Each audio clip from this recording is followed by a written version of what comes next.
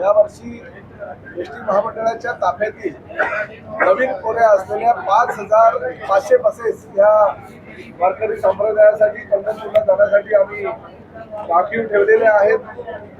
या पंढरपूर यात्रेच्या दरम्यान वारकरी किंवा पंढरपूरला जाणारे जे काही यात्रेकरू आहेत, भाविक जे आहेत, त्यांची कुठलीही गैरसोय होऊ नये यासाठी आम्ही सुविधा दिलेली आहे। मी स्वतः 12 जुलै रोजी पंढरपूरला जाऊन या सगळ्या जी पाहणी करणार आहे, ज्या ज्या जागा आम्ही निश्चित केलेल्या त्या ठिकाणी काही आमच्या ड्रायव्हर कंडक्टरला राहण्याच्या सोयीपासून काही सुविधा आहेत त्या देण्याचं एक आढावा बैठकीचं आयोजन केलेलं सुविधा देण्यात येईल।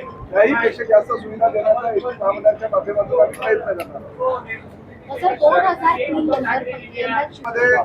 अतिशय चांगल्या प्रकारे कामकाज एकनाथ शिंदे साहेबांच्या नेतृत्वाखाली देशातील शिवसैनिक करतायत आणि लोकशाहीमध्ये निवडणूक प्रक्रिया होणं गरजेचं आहे आणि निवडणूक प्रक्रिया झाल्यानंतर निवडणुकीचे जे काही परिणाम होतात किंवा त्यामध्ये कोण कोण सहभागी झाले किंवा कोणाला कुठली मदत देण्यात आली ती निवडणुकीच्या माध्यमातून ती भरली गेली पाहिजे आणि ती पदं भरली गेल्यानंतर निवडणूक आयोगाला त्या संदर्भातली माहिती देणं बंधनकारक असतं आणि त्या माध्यमातून भविष्यामध्ये कधीही या निवडणुका होऊ शकतील। सध्या तरी आमच्यापर्यंत कुठली या निवडणुकीच्या संदर्भात माहिती आलेली नाही, तर निश्चितपणे त्या निवडणुका लवकर होईल याची मला खात्री आहे। उद्धव ठाकरे यांनी रामरक्षा करण्याचं आंदोलन केलेलं आहे, हनुमान चालीसा मात्र की नवनीत राणे यांनी जेव्हा हनुमान चालीसा रामाचं नाव घेत आहे आंदोलन करतात। ह्या सगळ्या प्रक्रियेला मी स्पष्टपणे सांगेल की मराठीमध्ये एक म्हण आहे, बगल में चूल और मुंह में राम।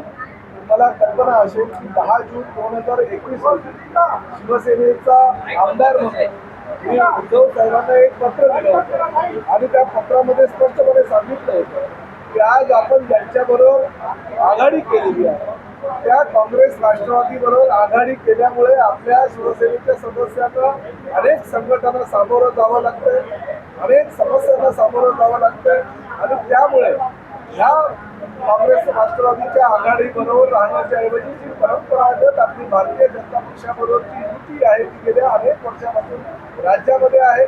एनडीएचा घटक पक्ष म्हणून शिवसेना केंद्रामध्ये सुद्धा राज्य शिवसेना प्रमुख आदरणीय बाळासाहेब ठाकरे यांच्या नेतृत्वाखाली अडवाणी साहेब आणि वाजपेयी साहेबांबरोबर गेल्या अनेक वर्षापासून होता, तीच परिस्थिती कायम ठेवावी।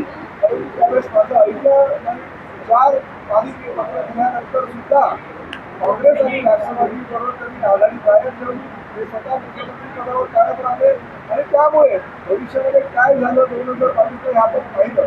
त्याच वेळेचा तो माझ्या पत्राच्या आधारे किंवा त्यांनी जो 2021 निर्णय घेतलेला होता त्याचा बदलला असता तर आज ही परिस्थिती आली नसती।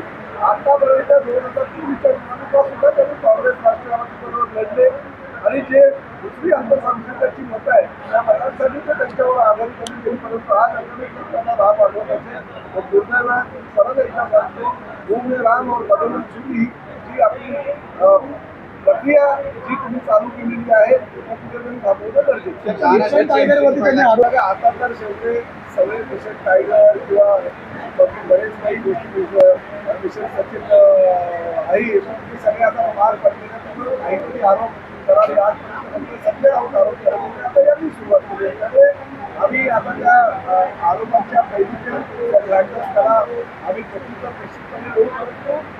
आजपर्यंत जे जे काही शिवसैनिकांवर अन्याय झालेले आहेत ते सगळे शिवसैनिक हे एकनाथ शिंदे साहेबांबरोबर सामील होत आहेत आणि पुढेही असे सामील होत राहतील। त्यामुळे त्यांनी त्यांचे आमदार खासदार जे आपण विरोधात ते सांभाळण्याचा अयोध्येला अमित शहा बरोबर नाही, कधी कधी असंही म्हणतात देवेंद्र फडणवीस हा पंतप्रधान पदाचा योग्य उमेदवार आहे, त्यावेळेचे पंतप्रधान पदाचे उमेदवार असतील आम्ही त्यांना पाठिंबा देऊन निश्चितपणे त्यांना काय बोलायचं किंवा काय सूचित करायचं हे त्यांना कळत नाही आणि म्हणून त्यांची जी काही पूर्वीची शिवसेनेची वोट आहे म्हणून कार्यालयात होती ती सगळी वोट त्यांची आहे एकनाथ शिंदे साहेबांबरोबर आता आलेली आहे। त्यामुळे भविष्यामध्ये अजूनही आज आमचे 60 आमदार आहेत, काही पेक्षा जास्त आमदार आमचे क्षमता आहे एकनाथ शिंदे बाळासाहेबांची विचारधारा हे सिद्ध झालेलं आहे। ज्यावेळेस त्यांनी काँग्रेस बरोबर आघाडी केली, राष्ट्रवादी बरोबर आघाडी केली, त्याच वेळेस तुम्ही बाळासाहेबांचे विचार सोडले होते आणि त्यामुळे सर्वसामान्य जनतेचा विचार घेऊन आम्ही पुढे चाललेलो आहे। आम्ही स्वतः महाआरती लढतो ना, तुम्ही आता एवढ्या वर्षानंतर तुम्हाला महाआरतीची आठवण आलेली आहे। त्यामुळे माझं असं म्हणणं आहे की आम्ही आमच्या ज्या महाआरत्या नेहमी होत असतात त्या महाआरत्यांमध्ये तुम्हाला जर इच्छा असेल तर तुम्ही सहभागी होऊ शकता असं आव्हान आम्ही उलट करणार ज्या ज्या लोकांना पंतप्रधान आदरणीय नरेंद्र मोदी साहेबांचे विचार, ज्या ज्या लोकांना देवेंद्र फडणवीस साहेबांचे विचार किंवा इन्फ्रास्ट्रक्चर म्हणून त्यांची जी भूमिका आहे ती आवडत असल्यामुळे जर काही लोक भारतीय जनता पक्षाबरोबर आमच्याबरोबर येत असतील तर